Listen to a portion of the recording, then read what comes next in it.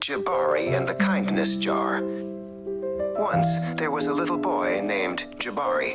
He was 5 years old and had a big, bright smile, but sometimes his feelings felt too big for his body.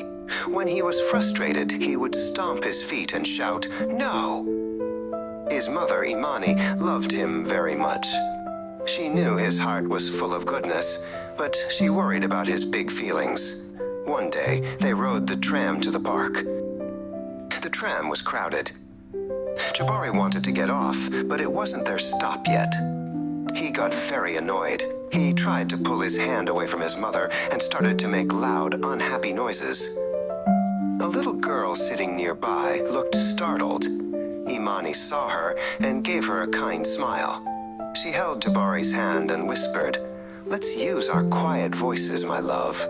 We can talk about this." When they got home, Imani didn't scold him. She sat with him on the couch. "Your feelings are important," she said, "but we have to find a good way to show them. Let's start a new game called the Kindness Jar." She showed him a small bag of smooth, colorful stones. "Every time you do something kind or helpful, we will put a stone in the jar," she explained. "When the jar is full, we can celebrate." The next morning, Jabari helped his mother make the bed. "One stone for helping," Imani said with a big smile. Blink. The first stone went into the jar. A few days later, his grandmother came to visit. Jabari saw she was carrying a heavy bag. "I can help," he said, and he carried it for her. Blink. Another stone went into the jar. Soon, the jar was getting full. Jabari was so proud.